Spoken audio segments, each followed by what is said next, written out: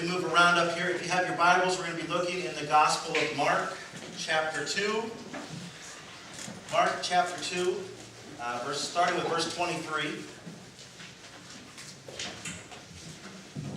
And we are kicking off a new series to start the new year. In fact, our new year, we kind of have a theme for the year. And our theme for the year is really a year of saying yes. A year of saying yes to God, a year of saying yes to health, a year of saying yes to service, to being involved, to connecting, to growing, to all of these things that we need to do, or that are helpful, beneficial that when we do them. And so as when we think about this year of yes, and we think of it being the beginning of the year, what do we all typically do at the beginning of the year? We make New Year's resolutions, right? And they generally have something to do with getting healthy, right? We thought, hey, as a church, brilliant idea. Let's talk about getting healthy. Everybody else is already thinking about it, so let's talk about it. And so during the month of January, we have a theme of saying yes to health. And we're going to look at 4 different kinds of health during this month. Today we are starting with spiritual health. Next week we are looking at emotional health and the connection to spiritual health. The following week, we are looking at financial health and the connection to spiritual health. And finally, the last week of January, because usually by then everybody's done with physical health, we're bringing that back around. The connection between physical health and spiritual health. And all of these things work together. Oh boy, together. It could be a rough day. All of these things work together to bring about a whole and hopefully healthy person. We're going to continue with that as we move into February. We're looking at healthy relationships. And in February with Valentine's Day, it always seems like we talk about, family relationships. We're going to do that, but we're also going to talk about recovering from divorce and living healthy, and singleness and being healthy, because aren't those good things to include as well? We're talking about living healthy. And then finally, as we move towards Lent, we're really going to talk about our personal character, and a word that I think we could use more of today, and that's a word of integrity. Being people of integrity, and dealing with temptation, dealing with, I think, one of the best things Christians can do, let our yes be yes, our no be no. What a struggle. And so that's where we're going for the first couple months of the year, and I am inviting you today to say yes to this stuff because it will benefit you. So today, we're looking at spiritual health. And I have good news for you. I'm not going to give you a big list of books to go buy. I'm not going to give you a bunch of tasks to go do, or say that you need to spend 3 hours every morning before sunrise with God. I'm not going to do that stuff to you, because does that sound restful to you? No, it sounds like work, doesn't it? But we are going to talk about something that I think we have missed the mark on, and it's Sabbath rest. It is something that I think is so vital to who we are, and it can help shape not just the day, not just our week, but ultimately our month, our year, and I think even have good, healthy effects for our life. This idea of Sabbath rest. And so, thinking about that, what do we all know when it comes to Sabbath rest? I bet some of you who grew up in the church are remembering the 4th commandment. Does that sound familiar? Maybe one of the 10 commandments. One of those commandments, one of those things that Moses wrote down on the stone tablet said something about the Sabbath, right? And we know that, and for years we had states, at least our state, especially the Commonwealth, really try and help us with the blue laws, right? You couldn't do anything on Sunday because you were really supposed to keep it holy, as something set apart. And here's the verse that everybody remembers, the 4th commandment. This is out of Exodus chapter 20, starting with verse 8. It says, "Remember the Sabbath day by keeping it holy. 6 days you shall labor and do all your work, but the 7th day is a Sabbath to the Lord your God. On it you shall not do any work, neither you, nor your son or daughter, nor your male or female servant, nor your animals, nor any foreigner residing in your towns. For in 6 days the Lord made the heavens and the earth, the sea, and all that is in them, but he rested on the 7th day. Therefore the Lord blessed the Sabbath day and made it holy." tell you what that verse meant in my house growing up. We went to church Sunday morning. Now, we had Sunday school at 9 o'clock. I think we have Sunday school at 9 o'clock, just throwing that out there. We had Sunday school that we were always there for, and then we had church that we were always there for. And then we went back because my dad was the choir director, my mom played piano, so we were back at church Sunday evening for choir practice at 5:30, which, honestly, I roamed the halls. I did a lot of running. We had a good time. And then we had a Sunday evening service and a youth group in that time. And so Sunday, we went to church in the morning, church in the evening, and then guess what we did in the afternoon? Mandatory nap time. As a child, I hated mandatory nap time. Now, as an adult, I love mandatory nap time. But there was a problem with it because Adley doesn't like it. And Alex doesn't always cooperate with it. But let's be honest, do we always cooperate with this idea of something being forced upon us? With something being pressured that you must do this, you can't do anything? None of us do well with that, right? We don't like being told you can't, because as soon as you tell me I can't, you bet I can, and let me show you. And we become almost like little children when they fight their nap. No matter how tired we are, or how much we know we may need it, we refuse to give in because you're not going to tell me what to do. Well, this idea of Sabbath rest in our community today is almost out the window. We really don't do much with this whole idea of Sabbath rest. But I want to go back, because this is the Old Testament understanding. I want to go back to what Jesus did with it. And this is where the Gospel of Mark's going to come in. So if you have your Bibles, Mark chapter 2, verse 23. Because we actually have Jesus doing something on the Sabbath. We have a couple different Sabbaths that are referenced here. So starting with verse 23. One Sabbath, Jesus was going through the grain fields, and as his disciples walked along, they began to pick some heads of grain. The Pharisees said to him, "Look, why are they doing what is unlawful on the Sabbath?" He answered, "Have you never read what David did when he and his companions were hungry and in need? In the days of Abiathar, the high priest, he entered the house of God and ate the consecrated bread, which is lawful only for priests to eat. And he also gave some to his companions. Then he said to them, 'The Sabbath was made for man, not man for the Sabbath. So the Son of Man is Lord even of the Sabbath.'" I want you to look at this passage for just a moment. We're going to pick up here. We'll actually turn the page to chapter 3, because this narrative continues.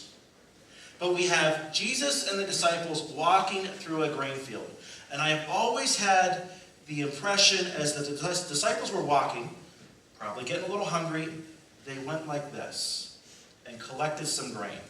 Now, if you were to read this out of the Gospel of Luke, Luke would have that they rubbed it together in their hands, which is really considered threshing, and they were separating the grain and the chaff, and then they were eating that. Now, if you've ever eaten a kernel of wheat, anybody eat the chaff?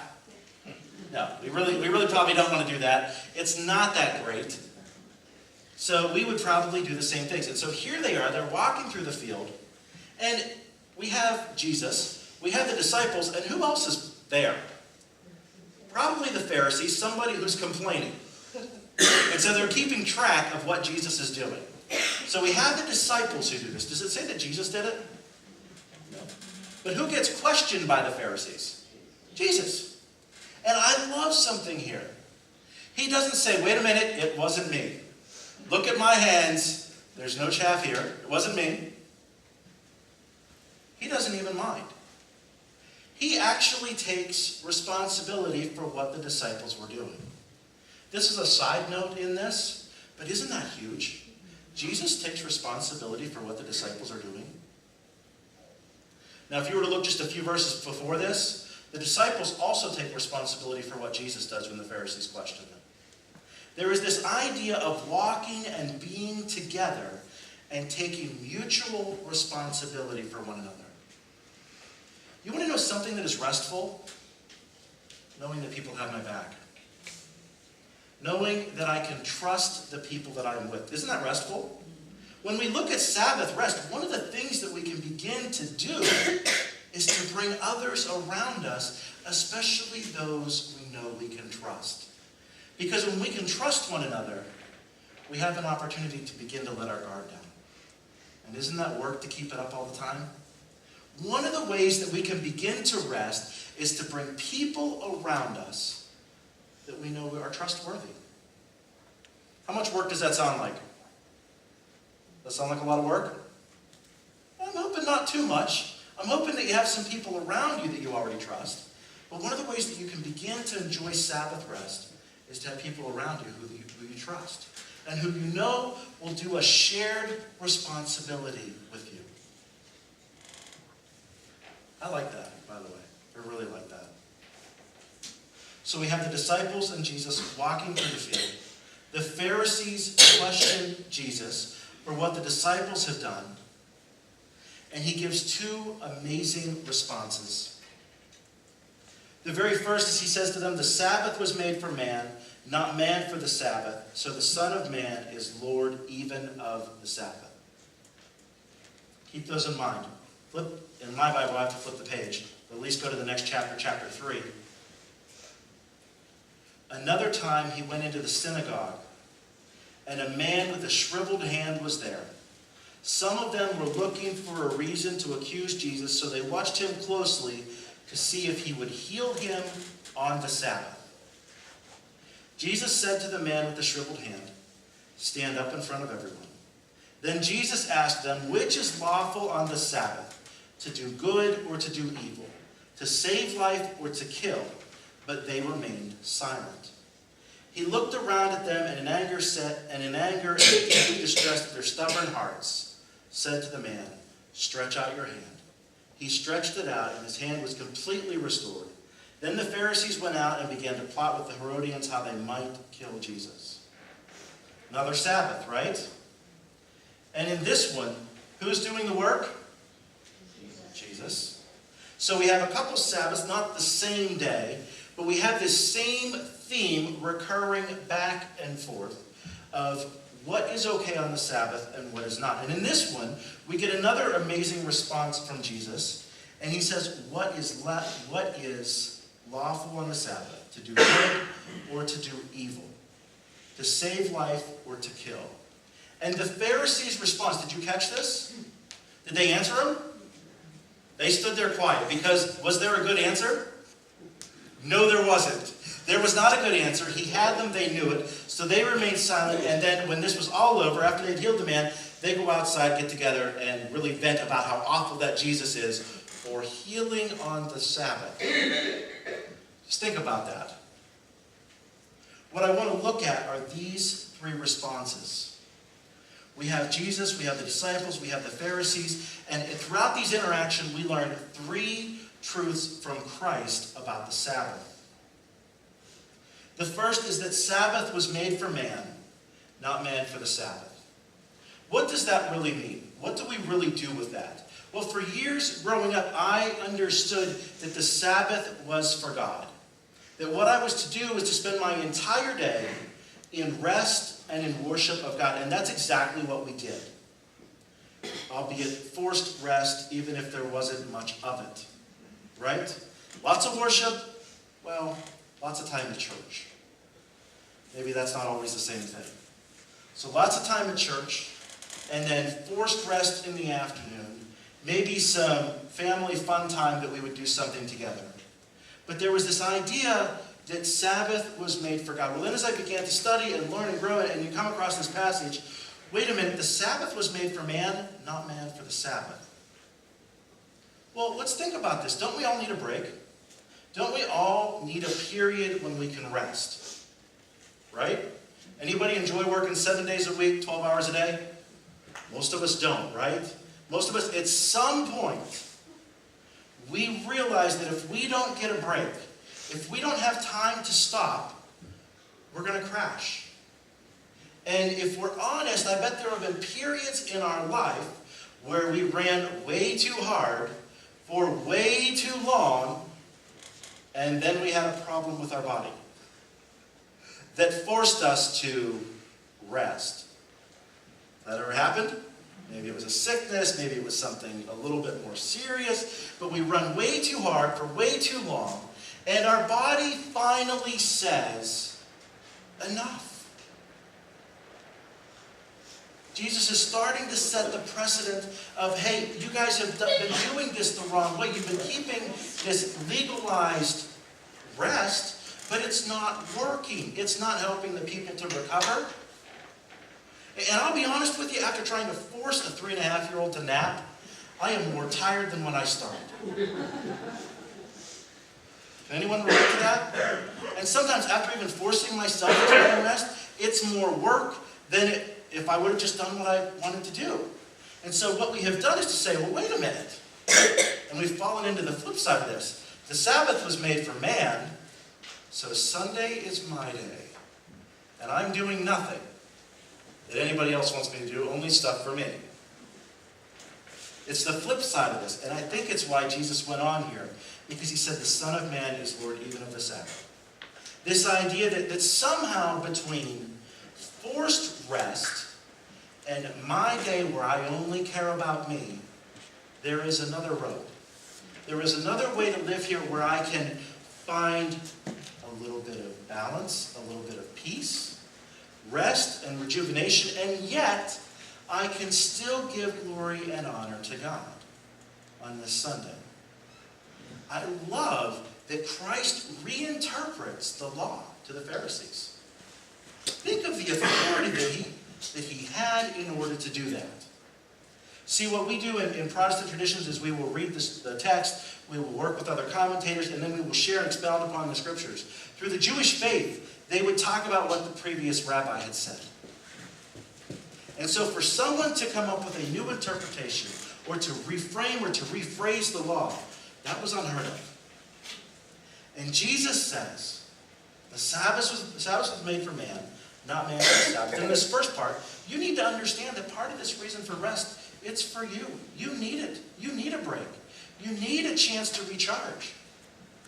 Every one of us should be able to identify with this after coming through the holidays. Right? Don't we need a chance to rest? And some of you are thinking, I'm here. I'm resting right now. I'm getting ready to close my eyes. I'll try not to preach with my eyes closed. That could be really, really bad.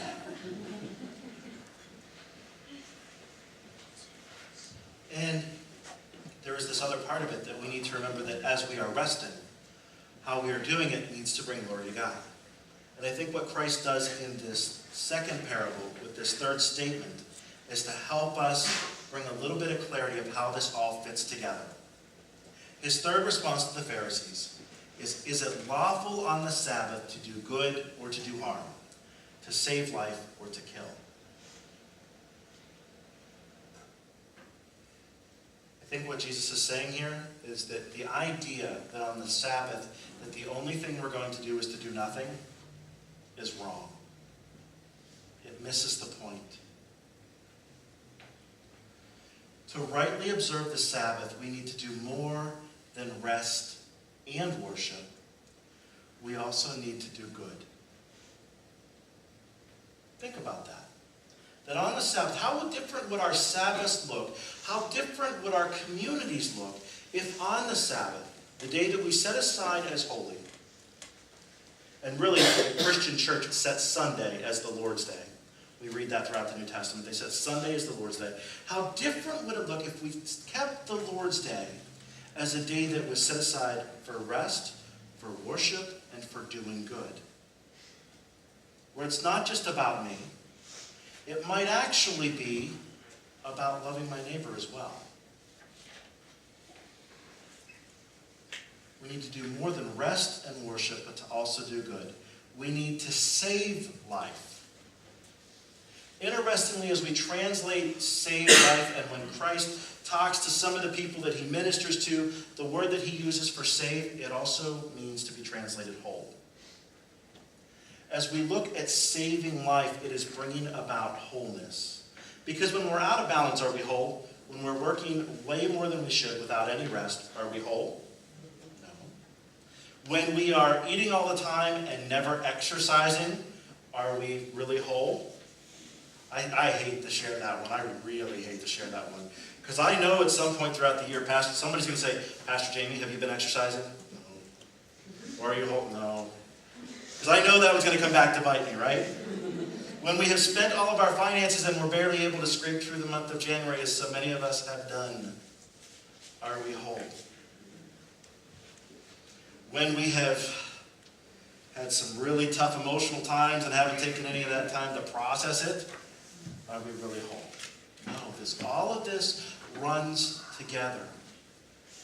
This idea of Sabbath rest sets the pace not just for feeling better about myself, not just for doing what I want, but it sets the pace for starting to bring wholeness or even balance back into life. Sounds pretty good, especially at the beginning of the year, doesn't it? So perhaps our Sundays shouldn't be spent in self-indulgence, and I definitely don't think they should be spent in self-denial. But I think we have a choice to spend them in renewal and in service. How many of you have ever helped someone? I mean, willingly helped someone, not drafted or forced, whether it's by your spouse or because they helped you and you're obligated.